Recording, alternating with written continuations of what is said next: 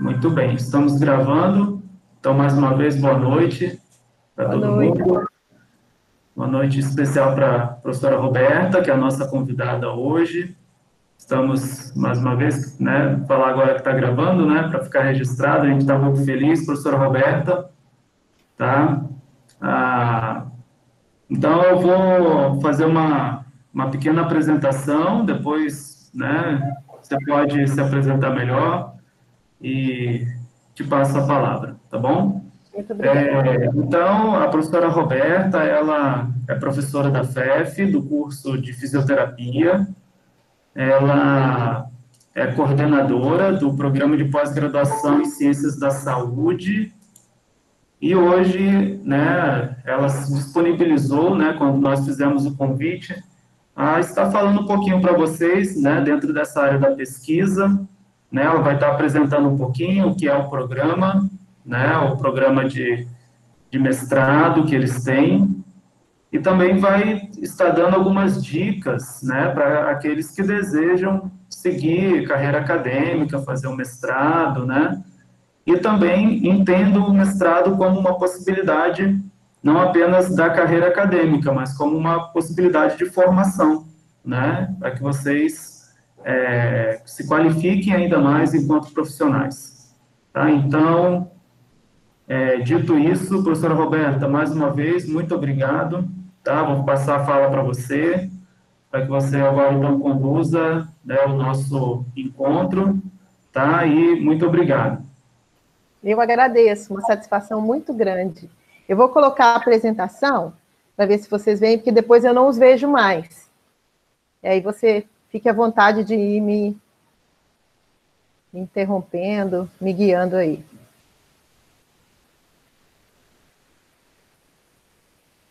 Vou colocar no modo apresentação. Vocês veem agora direitinho já? Beleza. Para mim está aparecendo. Pessoal, e dá um sim aí, galera, se estiver aparecendo para vocês.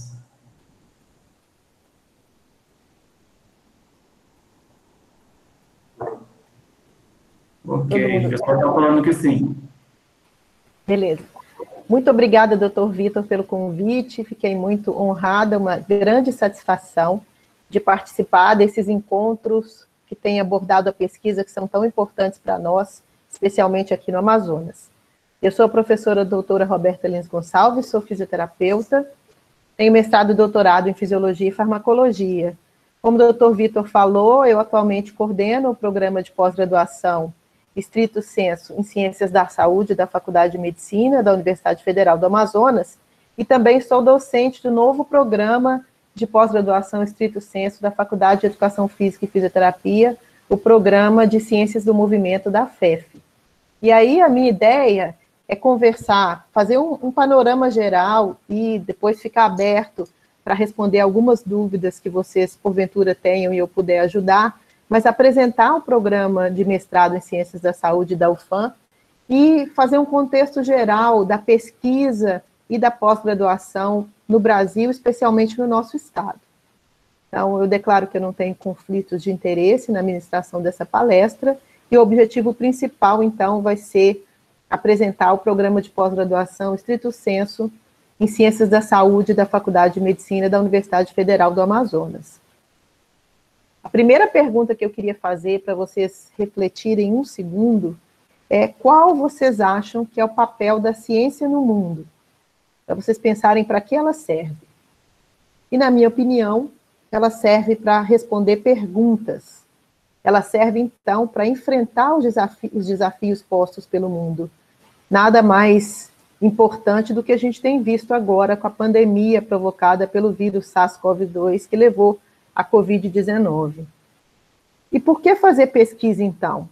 Então, essa fala que está escrita aí, ela faz uma brincadeira com os clínicos ou os médicos, de maneira geral, falando que sem os cientistas de laboratório, os médicos são só avaliadores. E aí não entendam só médicos, entendam as pessoas que têm alguma prática com algum indivíduo. A gente fala as pessoas da clínica, da prática clínica, porque eu vou falar que o programa de Ciências da Saúde ele é voltado para a pesquisa clínica, mas de maneira geral, sem a pesquisa, fica muito difícil a gente exercer a melhor conduta, o melhor procedimento, né? Fica muito difícil. Então, a ciência, ela serve para o avanço das fronteiras e da produção científica, tecnológica, da assistência à saúde e para um progresso de uma nação. Ela agrega conhecimento, gera conhecimento novo, que reflete na melhoria e na qualidade da expectativa de vida dos indivíduos. Então, a pesquisa ela serve para a evolução da humanidade, entendendo a pesquisa como um caminho e a ciência como produto dessa pesquisa. Para vocês entenderem um panorama global, é bom a gente lembrar que o Brasil tem o maior produto interno bruto da América Latina e o 9º maior PIB do mundo. Ele é o 5º país em quantidade de empresas farmacêuticas instaladas. É a 5ª maior população do mundo, o 6º maior mercado farmacêutico do mundo e possui a maior população economicamente ativa e a maior população urbana da América Latina. O Brasil, ele está no ranking global de participação da pesquisa, de estudo, vou abordar mais os estudos clínicos, né, mas eu vou dar um panorama geral. Ele está no 24º lugar no ranking global da pesquisa clínica, sendo que as principais áreas de estudo da pesquisa clínica são a oncologia, seguida de estudos do sistema nervoso central, doenças autoimunes e inflamatórias, doenças metabólicas com 10%, também doenças cardiovasculares com 10%, infectologia, doenças do sistema geniturinário, vacinas e oftalmologia. Para vocês terem ideia, o Brasil ocupa a 13º lugar dos países com maior número de produções, se a gente avaliar pelo Web of Science. Esses dados vão de 2011 a 2019. Sendo que as áreas de destaque da ciência brasileira são áreas de ciência espacial em primeiro lugar, com a produção qualificada, seguida dos estudos da física, neurociência do comportamento, clínica médica, psiquiatria e psicologia, meio ambiente e oncologia. E aí vocês veem que, se a gente fazer um comparativo ao longo dos anos, o Brasil tem aumentado muito a sua produção qualificada e o impacto científico da produção do Brasil internacionalmente, de 2018 a 2019, ele superou, por exemplo, o crescimento dos Estados Unidos. Entretanto, vocês veem que quando a gente analisa o investimento em ciência, tecnologia e formação de recursos humanos qualificados, vocês podem ver que o Brasil só está à frente da Argentina, da África do Sul, do Chile, do México e da Índia. Ele está atrás de todos esses países aqui em investimentos em ciência, tecnologia e formação de recursos humanos. E aí, quando a gente pensa um pouquinho, por exemplo, em Manaus e no Amazonas, a gente vê que Manaus tem o 6º maior PIB do Brasil. Entretanto, a UFAM, por exemplo, e a UEA, elas não se destacam na produção nacional, nem entre as 20º melhores instituições das ciências biológicas do Brasil. Ciências biológicas e ciências da saúde, né? Lembrando que a gente considera ciências biológicas, ciências da saúde, área 21, que está incluída fisioterapia e educação física, como ciências da vida. Eu vou falar um pouquinho das áreas da CAPES, só para vocês entenderem o panorama geral. E essa figura é bastante interessante, que ela mostra o mapa do estado, mostrando que o estado do Amazonas, ele tem 2.980 mestres e um total de 1.916 doutores, sendo que a maioria deles está concentrada na capital do Amazonas. Tem vários municípios que não têm ainda nem mestres e nem doutores. E quando a gente pensa assim, em bolsas de iniciação científica por estado, pensando que a pesquisa começa na formação e que a nossa formação dos cursos da área da saúde, da área da vida do Brasil, infelizmente não é uma formação voltada para o profissional pesquisador.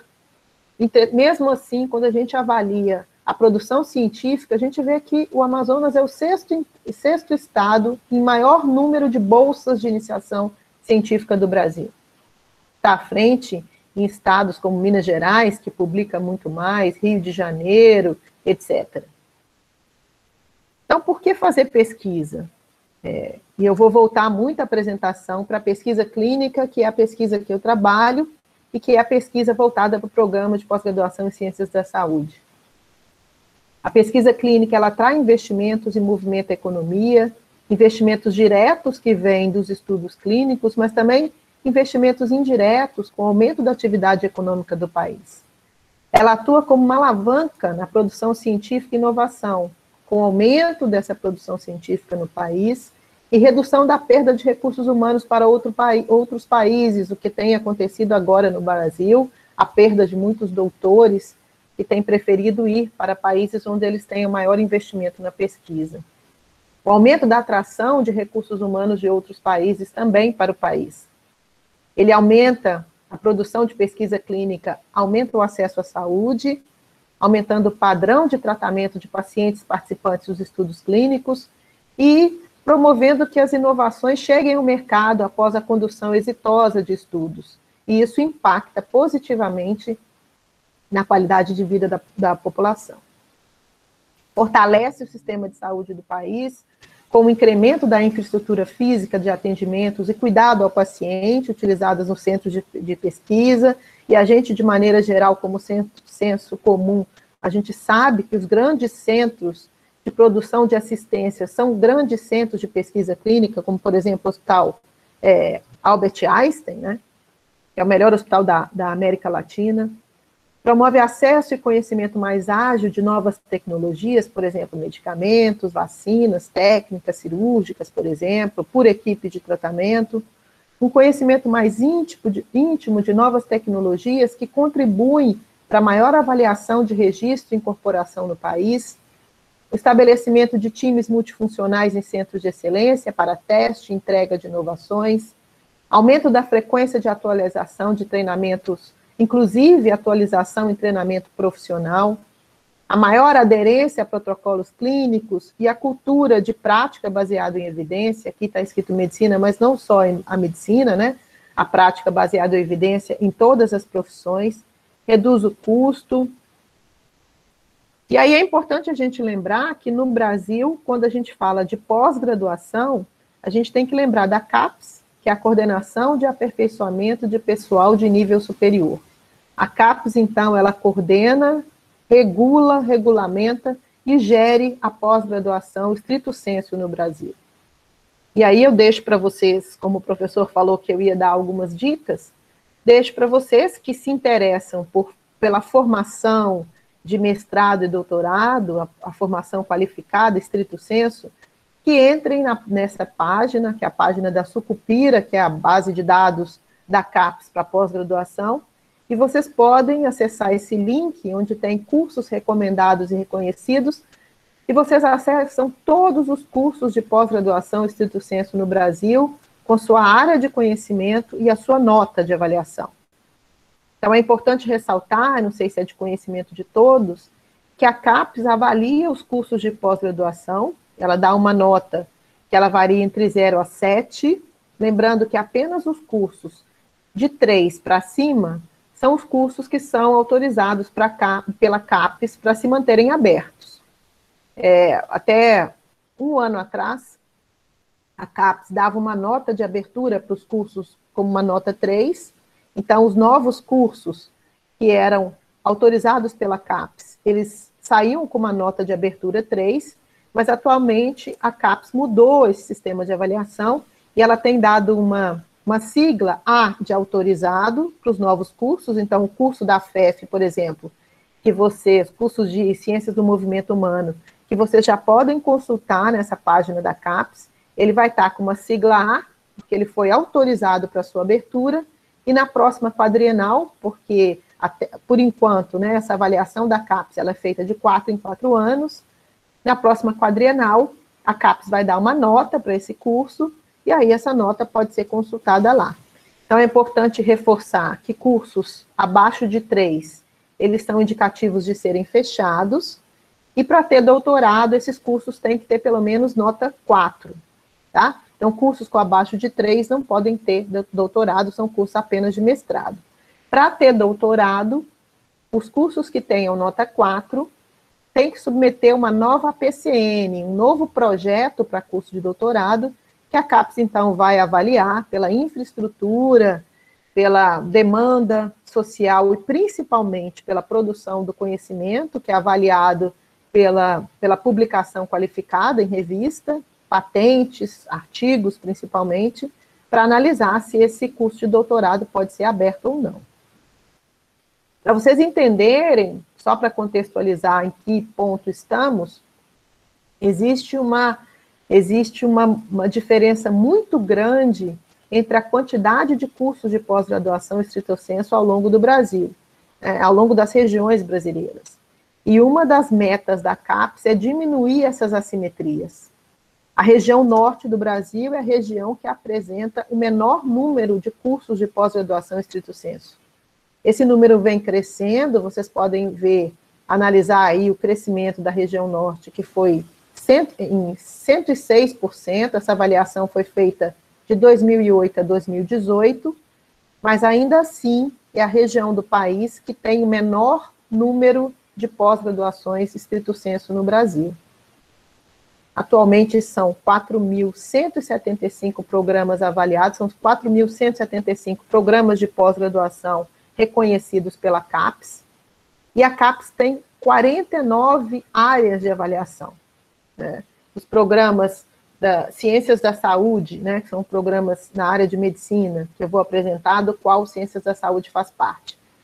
E os programas da área 21, da qual fazem parte os programas que são específicos para fisioterapia, educação física, por exemplo, eles estão incluídos na área de avaliação de ciências da vida, dentro dessas 49 áreas de avaliação da CAPES. Tá? São 59 programas, tem um a mais aqui no Amazonas. E aí vocês podem ver a distribuição da nota desses programas da região norte. Como eu falei para vocês, a nota varia de 0 a 7, né? Programas com notas inferiores a 2, a recomendação é para que eles fechem. Então, se ele foi avaliado com 2, ele tem indicativo de fechar, até que a turma de mestrandos, toda essa turma de mestrandos se forme, então ele tem indicativo para ser fechado. Então, tem 274 programas no total, os programas nota A são 37, que são programas novos, né? A de autorizado para abertura. Nenhum programa nota 7, que é a nota máxima. A gente vai ver que os programas de excelência, que são esses nota 7, estão principalmente localizados na região sudeste. Também, historicamente, a gente sabe que esses programas, eles começaram muito antes de nós, são programas que têm 40 anos, 60 anos de abertura, e o nosso histórico da região norte de programas de pós-graduação, ele é muito recente, né? A gente tem que considerar também esse fato. Os programas nota 6 são 5 programas, os programas nota 5 são 21. Cabe ressaltar que de todos os programas da UFAM, que se não me engano são 48 programas de pós-graduação estrito sensu da Universidade Federal do Amazonas, apenas um programa é nota 5, que é o programa do ICOMP, que é o programa de computação. Todos os outros são nota 4 e a grande maioria dos programas da UFAM ainda são nota 3. Então, esse grande número aqui de programas nota 5, a maioria se encontra no estado do Pará. E também alguns na Fiocruz, na Fundação Medicina Tropical, tem alguns outros programas, mas a maioria no estado do Pará. Programas nota 4 são 76, e a maioria da região norte, 135 programas são nota 3. Ou seja, nós estamos em fase mesmo de fortalecimento e crescimento e fortalecimento da pós-graduação na região. E aqui a gente pode ver, de 2008 a 2018, os alunos de mestrado e de doutorado, e também do mestrado profissional, e se vocês ainda não conhecem, é uma modalidade nova de mestrado. Até então existia só o mestrado acadêmico, que era teoricamente voltado àqueles indivíduos que queriam ou ser professores, ou queriam iniciar a carreira de pesquisador, né? Porque o pesquisador é aquele indivíduo que se forma doutor e trabalha com pesquisa. Então, eles queriam iniciar a carreira de pesquisador. Recentemente, por uma tendência mundial, a CAPES autorizou autorizou que os programas de mestrado profissional existissem. Esses programas são programas interessantes, normalmente eles são programas com tempo determinado, programas muitas vezes que são criados para atender uma expectativa, seja da indústria, seja da clínica, do hospital, uma pergunta específica para aquilo, e são programas cujo principal produto daquele programa é inovação tecnológica, patentes, produtos, P&D, eles são voltados para isso. Então, eles têm umas características diferentes do mestrado acadêmico, justamente porque essa formação é mais linkada à formação profissional. O FAM tem o mestrado profissional dentro da área de medicina, da área Medicina 3, que é o mestrado em cirurgia, também na Faculdade de Medicina. Então, tem o mestrado acadêmico, que é o Ciências da Saúde, que é esse que eu oriento, e tem o mestrado profissional em cirurgia recente, tem também o mestrado em enfermagem, que é um mestrado também profissional.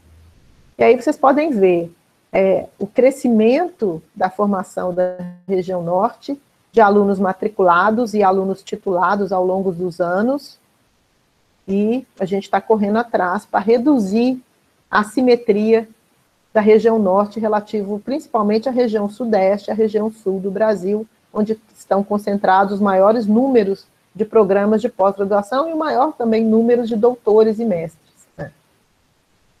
Então, a região norte tem 274 programas e o Amazonas tem 54 programas.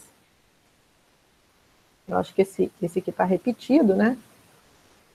Então, eu vou falar um pouquinho mais sobre o programa de pós-graduação em Ciências da Saúde, ao qual eu coordeno. Esse programa ele está inserido na área Medicina 2, é a área 16 da avaliação da CAPES. A CAPES, como eu disse para vocês, ela tem 49 áreas do conhecimento, e esse programa está inserido na área Medicina 2. O objetivo principal da área Medicina 2, ele é formar pessoal qualificado para pesquisa e inovação tecnológica na área da saúde médica e na área da saúde em geral. Ele é fortalecido principalmente pelas áreas de ciências da saúde, o nosso programa é um programa de ciências da saúde, doenças infecciosas, parasitárias e infectologia, hematologia, patologia, alergologia, pediatria, saúde materno-infantil, radiologia e diagnóstico por imagem, pneumologia e reumatologia, mas não apenas nessas áreas. A área 16, que é a área de Medicina 2, ela começou na CAPES como uma área médica, atualmente é uma área interdisciplinar. E o objetivo dessa área é agregar pesquisa translacional, que é aquela pesquisa que ela faz uma interseção entre o conhecimento básico e o conhecimento aplicado. Aplicado onde? Numa área da saúde. O objetivo é pesquisa clínica, que junte o conhecimento das pesquisas da área básica, pesquisas de bancada, com o conhecimento aplicado. Então, atualmente, é uma área multidisciplinar e interprofissional. A CAPES tem valorizado esse olhar da saúde, recentemente, né? Tem valorizado esse olhar da saúde que integra competências e habilidades específicas de várias profissões da saúde para fortalecer a área Medicina 2. Então, nessa área, atualmente existem 103 programas na CAPES, 89 são acadêmicos e 14 são programas profissionais. E aí, para vocês verem como a gente precisa crescer, como precisamos fazer pesquisa, como ainda existe um espaço grande para pesquisadores, especialmente na região norte do país, vocês veem a distribuição de pós-graduação por região, vocês conseguem ver que a região norte é a que tem o menor número de programas acadêmicos do Brasil inteiro, que o maior número dos programas está concentrado na região sudeste e a CAPES, inclusive, tem avaliado, tem discutido, pelo menos nas apresentações de seminário de termo, discutido a não mais liberação para abertura de novos programas na região sudeste, porque são tantos programas que nem faz sentido criar novos programas na região sudeste, né? E nós precisamos crescer com isso para diminuir essas assimetrias brasileiras. Entretanto, as notas variam muito nos programas, né? Vocês estão vendo aqui, ó, programas com nota 2, nessa última quadrienal que se encerra agora em março de 2021, esse programa, se ele não aumentar de nota, ele vai ser descredenciado, se ainda não foi. Possivelmente ele existe só para terminar essa turma de mestrando. E esse programas 3 também tem que, ou de preferência, subir para 4. E aí eles podem oferecer, então, doutorado. Então, só para vocês terem um panorama, né, da avaliação dos programas de pós-graduação e como ela é feita. Então, eu vou falar muito pouco, para que a gente tenha tempo de discutir, né? O Programa de Ciências da Saúde, atualmente, ele é um programa multi-interdisciplinar. Ele é um programa, então, que está na área de Medicina 2, na sub-área Ciências da Saúde. Atualmente, esse programa tem 3 linhas de pesquisa, que são a linha 1, Pesquisa Clínica e Saúde Pública, a linha 2, Saúde Baseada em Evidência, e a linha 3, Gestão Ética, Bioética e Tecnologia em Saúde. São as 3 linhas do programa. E aqui está o quadro, não sei se vocês podem ver, dos 23 professores do programa atualmente. Vocês podem ver que nós temos professores que são médicos, é a grande maioria, né? Porque antes da minha entrada no programa, entramos eu e o professor João Libardoni, entramos juntos no programa. Antes da nossa entrada, em 2015, esse programa só tinha médicos. E aí entramos juntos. O professor João Libardoni defendeu o Luan, que foi aluno dele nesse programa, né? E a partir da nossa entrada nesse programa, a gente mudou vários aspectos do programa, a gente tem fortalecido e revitalizado o programa, e atualmente nós temos enfermeiros, além dos médicos, 2 fisioterapeutas, eu e o professor Fernando Val, profissionais da educação física, atualmente, professor João Libardoni, professor Everton e professor Matheus, biólogos, são vários no programa, farmacêutico, dentista, ou seja, o programa, uma tecnóloga em radiologia, que é a nossa pós-doutoranda, vinculada ao nosso projeto pós-grade, que é um projeto que trabalha com pessoas vivendo com HIV, e atualmente uma das coisas que tem fortalecido o programa e a nossa produção qualificada é esse olhar multiprofissional, interdisciplinar, que é assim que eu imagino que a saúde deve ser, né? Com olhar multiprofissional e interdisciplinar. Eu agradeço, eu estou aberto, eu acho que a parte mais rica é quando a gente pode conversar, né? Discutir os assuntos. Então, eu sou aberto para que vocês queiram tirar alguma dúvida, espero que tenha pelo menos dado um panorama geral, para que a gente possa conversar nesse tempo que falta, né? Falei em torno de 40 minutos, para que a gente possa conversar nas dúvidas que vocês tenham. Muito obrigada de novo, professor Vitor, foi uma grande satisfação. Obrigado, professora Roberta. A gente agradece, assim, grandemente, né? Foi uma exposição muito legal, né? Eu não sei o pessoal aí, se alguém já havia, né, tido uma palestra dessa, se conhecia a pós-graduação brasileira, né? E se não conheciam ainda, né, fica aí, então, esse incentivo da professora Roberta, né, que fez um resumo maravilhoso para nós, né? Ela conseguiu resumir essa complexidade que é a nossa pós-graduação. Professor Vitor, sim. se me permite, eu não coloquei esses slides, só porque não deu tempo, hoje eu estava dando aula, mas a gente fez umas análises no nosso programa dos mestrandos que entraram, os que aumentaram o salário ou passaram em concursos públicos, para a gente fortalecer para a CAPES a nossa demanda social. Todos os mestrandos que entraram no nosso programa aumentaram de salário, todos. E a maioria deles, atualmente, é professor e mudou de emprego ou foi promovido no emprego. Então, para vocês que estão pensando em fazer pesquisa, entre outras coisas, a gente sabe que a formação qualificada, ela aumenta o salário, abre outras possibilidades, outras portas, além do impacto socioeconômico e cultural importante disso, ela abre outras possibilidades. E a gente tem alguns mestrandos que são do interior e ficaram no interior, né?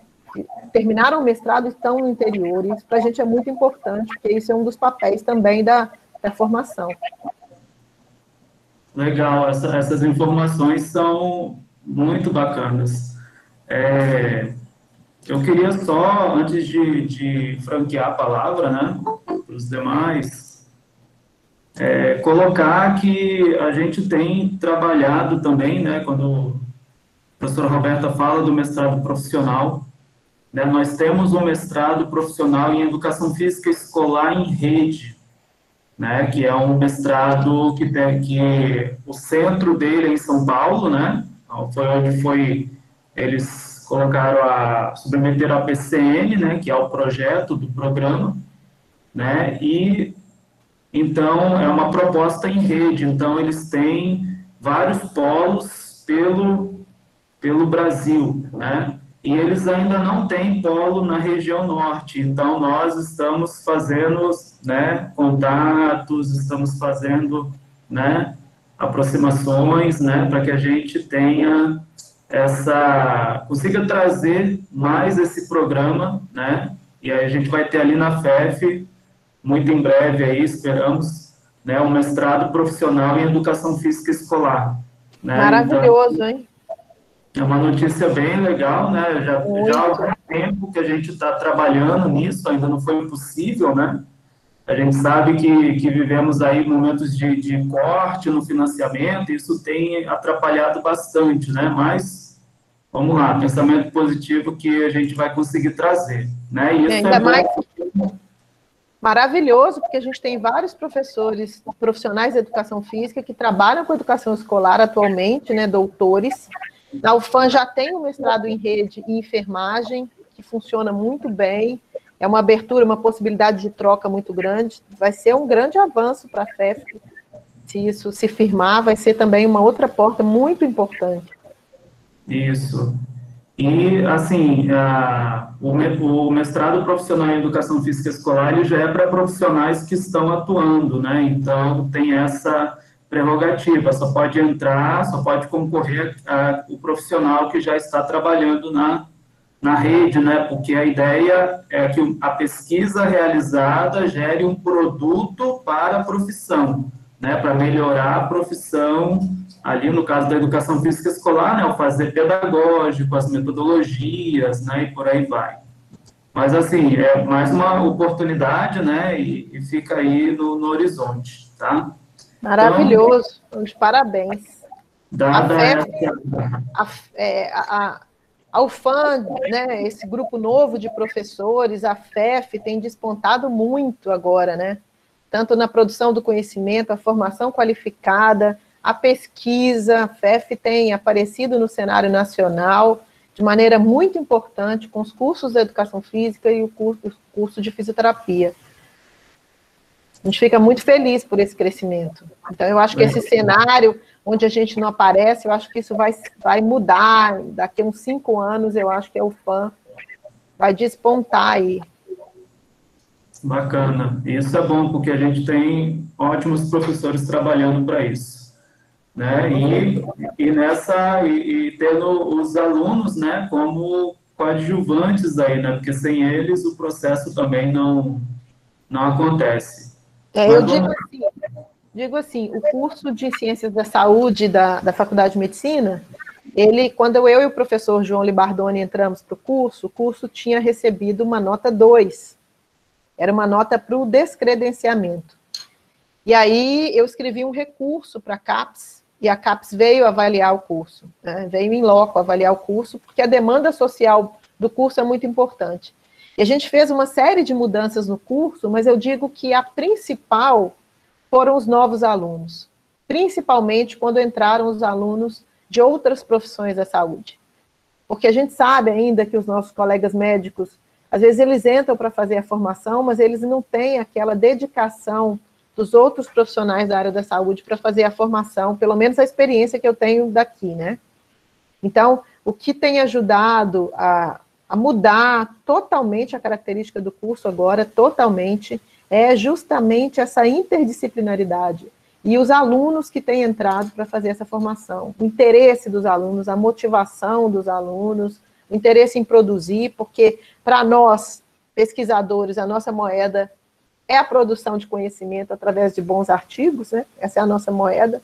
Por isso a gente é avaliado, por isso a gente consegue fomento, por isso a gente consegue aparecer com a produção do conhecimento, e os alunos são importantíssimos para isso. Legal. Então, dito isso, né, vamos abrir aí, franquear a palavra para quem tiver dúvidas, né, quiser saber um pouquinho mais sobre o programa, se a professora Roberta falou uma coisa que você não conhecia, você quer saber mais sobre isso, né, se você quer uma dica, eu quero fazer um mestrado, né, peça uma dica à professora Roberta. A professora Roberta é coordenadora de um curso de pós-graduação, né, então, aproveita para perguntar para a coordenadora, que ela vai poder dar dicas preciosas para vocês, tá? Então, pode abrir o microfone para falar, e quem tiver mais tímido aí pode escrever aqui no chat, que a gente direciona.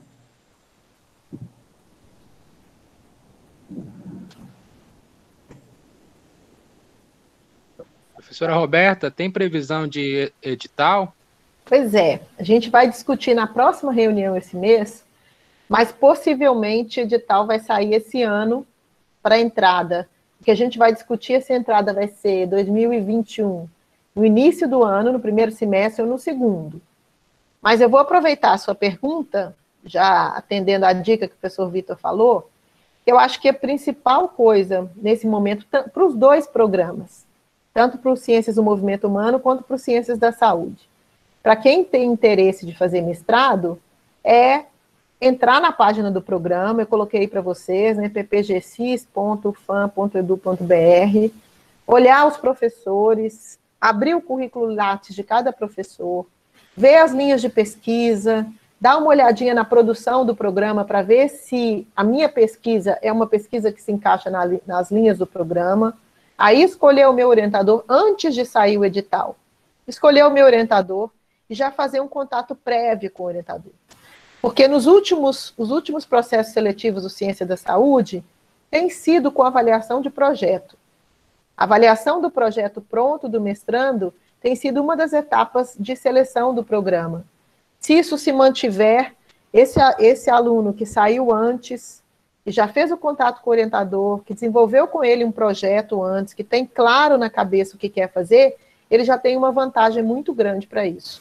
Então, respondendo a sua pergunta, possivelmente, nesse ano ainda, deve sair o edital, porque as matrículas de todos os programas da Universidade Federal do Amazonas, elas acontecem em março e acontecem em agosto.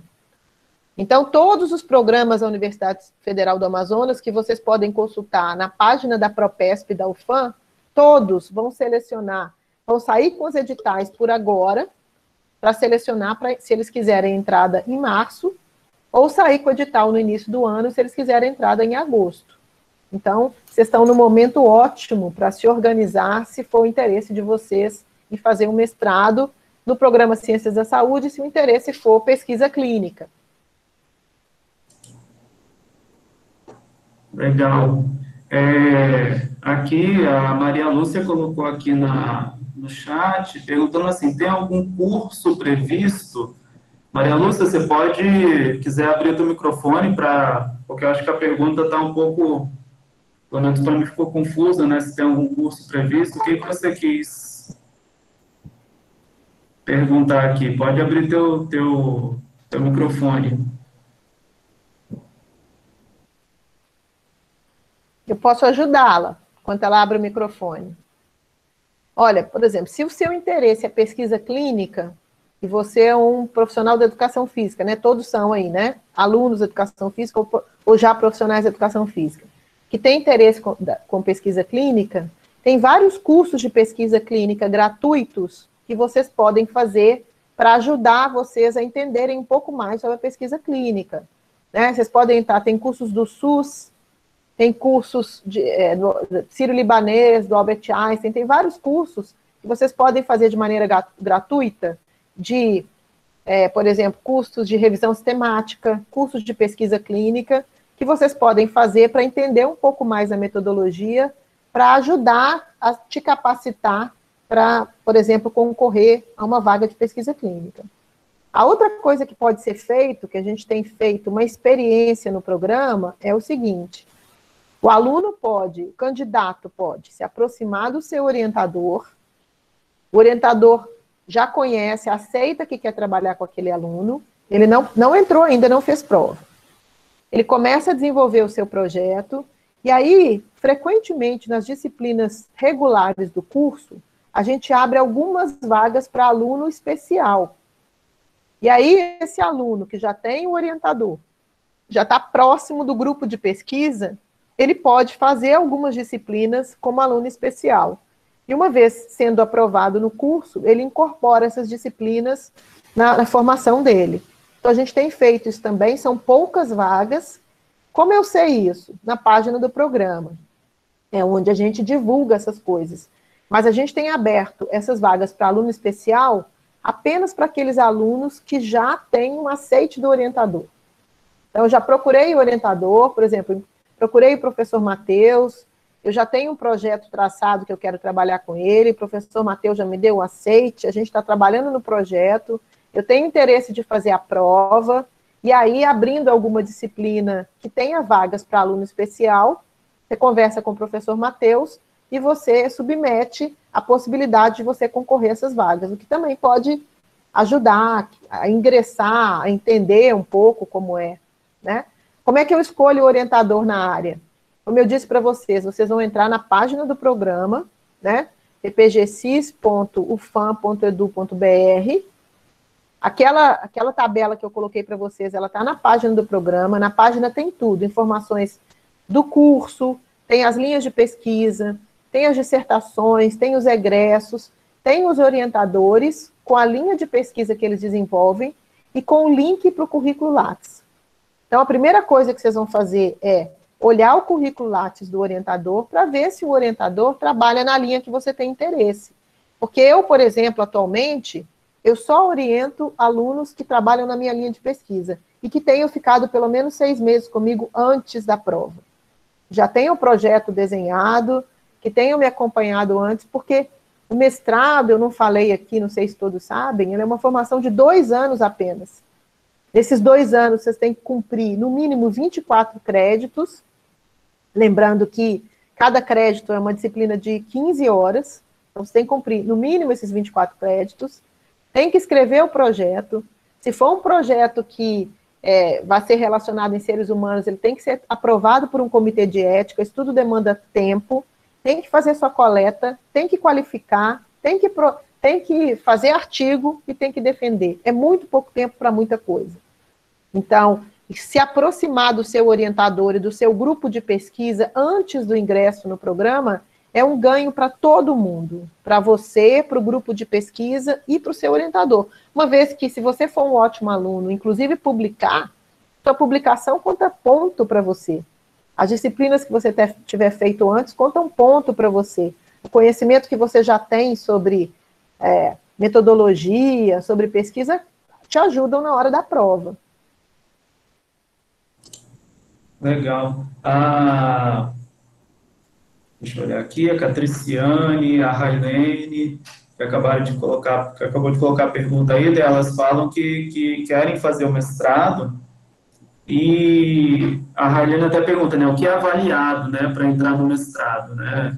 Então, existe um processo de avaliação aí, algumas etapas importantes a serem cumpridas, né, que tem algumas pessoas que se queimam logo no início ali, por não conhecerem, né, ou por deixar passar alguma dessas coisinhas, né, e aí eu queria acrescentar essa pergunta da Railene, que tem muito a ver com o perfil do aluno para o mestrado, né, e não é um perfil inato, né, não é a pessoa que nasce gênio que vai para o mestrado, né, como diria 1% inspiração e 99% de transpiração, né? De tempo de bunda na cadeira, né? Do TBD, né?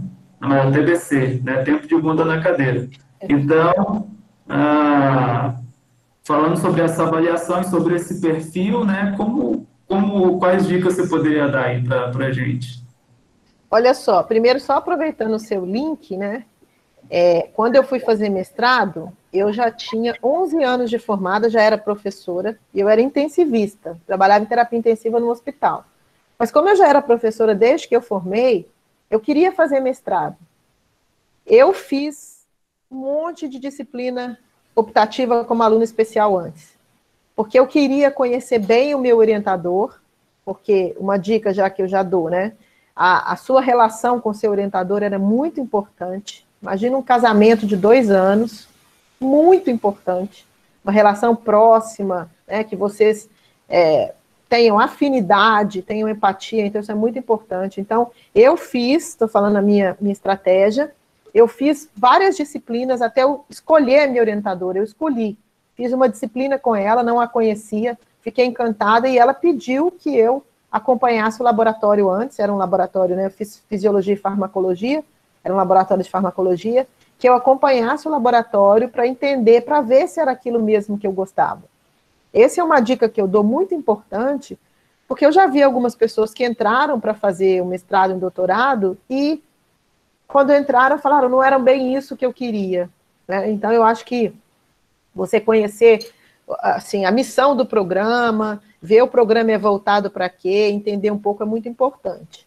Escolher o seu orientador, se possível, acompanhar o seu orientador e já desenhar o seu projeto com o seu orientador previamente, eu também acho que é super importante. Para mim, atualmente, né, é imprescindível que isso aconteça antes. Eu não aceito mais aluno que eu nunca vi, que chega na semana do edital, ele me manda um e-mail falando que quer fazer pesquisa comigo, que tem uma ideia mirabolante. Eu não aceito mais pesquisador assim, não faço mais, ele tem que ter vindo antes e disponibilizado a fazer. O perfil, quanto ao perfil do mestrando ideal, para mim é aquela pessoa motivada, que está disposta a aprender e que tem tempo. Porque também, se não tiver tempo para aprender, é impossível, e ele tem que entender que demanda leitura de artigos em inglês, ele tem que estar disponível para aprender, para fazer pesquisa.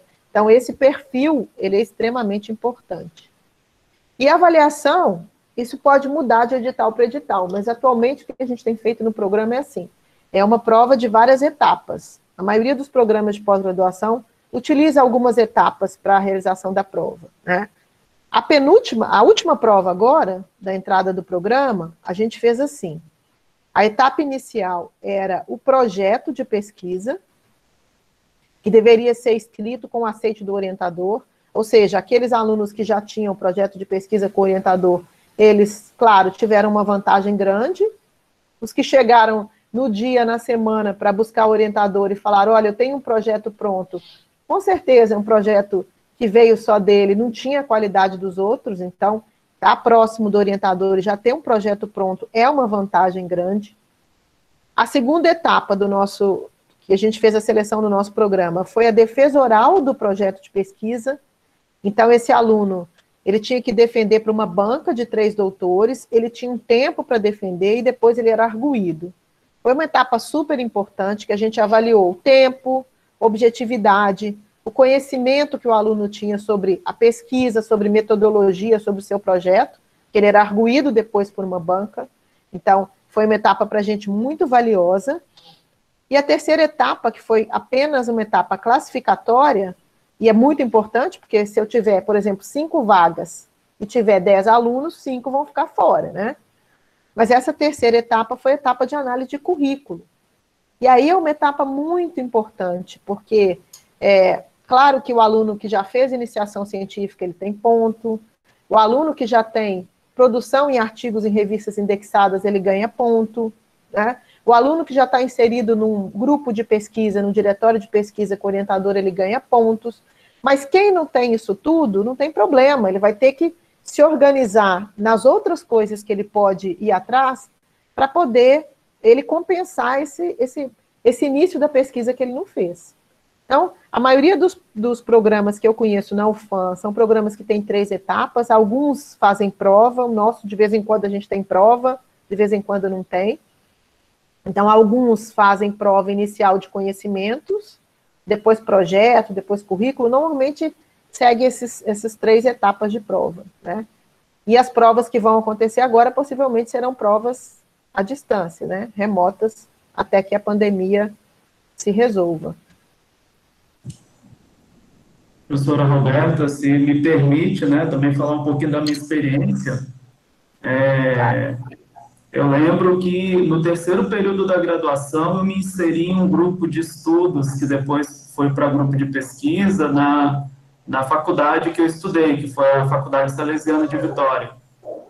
Então, ali foi quando eu decidi assim, a minha carreira acadêmica começa aqui, lá no terceiro período, né? Ou seja, por isso que eu falei assim, o perfil do aluno, né, não é o gênio, né, mas é aquele que decide, que começa a trabalhar para aquilo, né? Então, na própria graduação, a gente já começa a observar e já começa a trabalhar, né? E quando eu terminei a minha graduação, eu ainda permaneci 6 meses me preparando para a prova do mestrado. Então, não foi assim na última semana que eu resolvi fazer o mestrado. Eu terminei a graduação, falei, tem 6 meses, foi na metade do ano, eu falei, tem prova no final do ano, então vou me preparar. Então, comecei a ler, né, sobre a linha de pesquisa, né? Dica, entra lá no site e olha o edital anterior, porque lá tem dica de leituras, né, da prova, então você já pode começar a ler, que geralmente não muda muita coisa, né, de um edital para o outro, né? Então entra, lê, baixa os artigos, pega os livros, vai lendo, né, vai montando o teu projeto, faz o que a professora Roberta falou, vai se aproximando do orientador, né, se aproximando do grupo de pesquisa dele, né. O que a gente tem feito aqui, de apresentar os grupos de pesquisas, é propiciar essa oportunidade para vocês, né. E, assim, vai abrir, né, várias portas e oportunidades para vocês. Esses 20 que estão aqui, né, à noite, numa segunda-feira, assistindo essa apresentação, a gente já imagina que sejam, não sei se você está dando nota nisso, é obrigatório, porque se não for, a gente imagina que sejam já pessoas selecionadas, né, com um foco. Sim, a gente tem os nossos encontros, assim, eles geram um certificado, né? Mas, assim, além do certificado, é pura vontade deles de participar. Então, né, nós temos alunos muito dedicados no curso, né? E eu tenho certeza que tem grande potencial para ingressar no programa, né? E geralmente, professora, como que é essa relação acho que a gente está indo para o final aqui, não sei se alguém mais tem alguma pergunta, né? Mas, por exemplo, eu moro no interior, né? São 2 anos de curso, eu preciso ficar os 2 anos em Manaus, por exemplo, eu consigo ficar uma parte do tempo em Manaus, a outra eu posso ficar no meu município, desenvolver a pesquisa por lá, né? Como que é possível fazer essas tratativas, né? Para aqueles que não podem ficar muito tempo aqui. Eu posso responder como coordenadora e posso responder como professora. Então, eu vou começar respondendo como coordenadora de curso. Eu falo isso para todos os alunos, é um curso presencial de 2 anos que acontece em Manaus. Nós não temos autorização do MEC ainda para fazer cursos fora de sede. Por isso que a gente está fortalecendo o programa de todas as maneiras. Se a gente passar para a nota 4, a gente, inclusive, pode abrir curso fora de sede. A gente pode abrir um link para oferecer uma turma, por exemplo, em Coari, uma turma fora, né? Por enquanto, a CAPES não nos autoriza. Então, o curso é presencial e acontece em Manaus. Então, essa pessoa que quer fazer um mestrado no Programa de Ciências da Saúde, ele tem que estar disponível para o curso, sabendo disso. Porque as disciplinas, elas acontecem, a gente tenta fazer um cronograma, mas às vezes o professor doutor, ele tem as suas né? Tem as outras coisas todas que ele faz, e quando as disciplinas acontecem, tirando essa época da pandemia, elas são presenciais e o aluno tem que estar aqui para realizar essas disciplinas, né? Porque ele tem 2 anos. Né? O que pode acontecer, mas a gente não tem, assim, uma ótima experiência com isso, é o aluno, por exemplo, discutiu com seu orientador e a sua parte da pesquisa, da coleta, ele resolve fazer, por exemplo, no interior. Vai trabalhar com populações ribeirinhas, em Coari, por exemplo, né? Mas ele tem que entender que no nosso programa, o programa é presencial em Manaus. Tirando essa época da pandemia, ele tem que se organizar para estar os 2 anos aqui. Porque, assim, ele tem que participar das qualificações, das defesas, tem que vir nos treinamentos, tem que vir nas disciplinas, ele tem que ser presente no programa. Quanto mais presente ele for, maior vai ser a produção dele. Então, nossa experiência com esse aluno que, eu vou fazer alguma coisa, eu estou lá na minha cidade, venho aqui fazer, ela não tem sido uma experiência muito exitosa, entendeu? Então, não estou falando que não é possível, a gente tem, sei lá, eu posso lembrar de um aluno muito bom, que era de Coari, que conseguiu fazer essa interseção e fez a amostra dele em Coari e conseguiu dar tudo certo, e os outros que eram do interior e que tinham a dificuldade em estar aqui, todos tiveram muita dificuldade em participar do nosso programa, entendeu? Então, eu acho que ele tem que realmente ter condições de se dedicar os 2 anos presencialmente aqui. Legal, legal. E a gente tem algumas bolsas. Isso, acho que isso é importante também de falar, né? É possível, a bolsa não é... Mas ainda tem. Tem. A bolsa não é uma bolsa muito boa, é uma bolsa da CAPES, né? R$ 1.400 por mês. Por enquanto, todo mundo que precisa de bolsa, a gente tem conseguido organizar a bolsa, né? Quem tem fomentado mais o programa é a FAPEAM, né? Tem nos ajudado com as bolsas. Então, lembrando que para conseguir a bolsa, ele concorre depois de mestrando, não tem nada a ver com a aprovação dele, com a nota que ele tirou para entrar. Depois de mestrando, ele concorre, porque a nossa bolsa é uma bolsa de demanda social. Não é uma concorrência de currículo, de prova. É de necessidade e demanda social. Então, a gente avalia a necessidade dele. Por exemplo, um aluno que mora fora de Manaus, ele tem mais chance de ganhar a bolsa do que um aluno daqui, né? Um aluno que não mora com os pais, ou que tem família. Então, a gente avalia a demanda social para implementar essa bolsa. Legal. A bolsa dá uma ajuda muito grande. Eu sei que me salvou muitas vezes a minha bolsa caindo lá na época do mestrado. Eu também fui bolsista, a bolsa é essencial. Beleza, galera. Alguém mais tem alguma pergunta aí? A gente vai encaminhando aqui para o final, né? A gente já tem aí 1 hora de conversa. Temos mais alguma pergunta?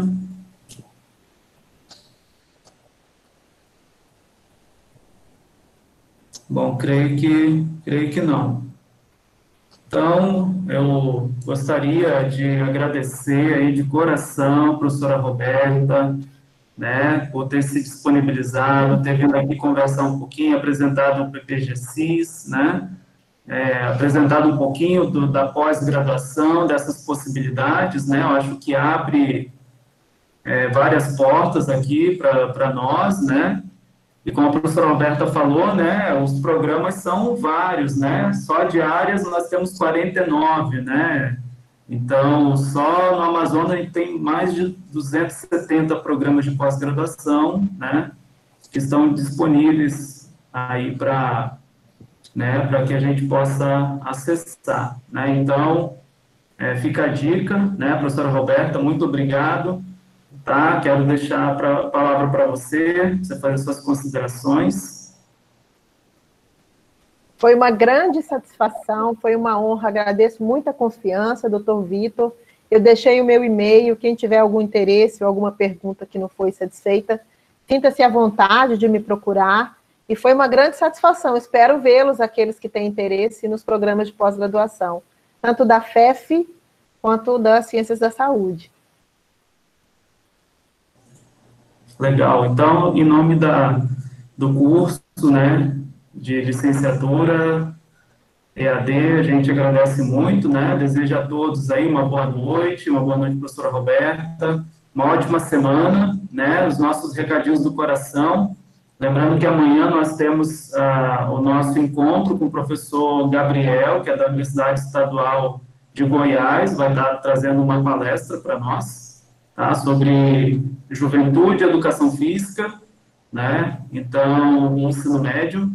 Então, fica aí o convite, amanhã às 7 horas da noite, tá? E acho que é isso. Uma ótima semana, tá? Fiquem todos bem, um grande abraço aí, apertado, e até a próxima. Tchau, pessoal, um prazer. Tchau, tchau. Obrigado, professor Roberta, mais uma vez. Eu agradeço.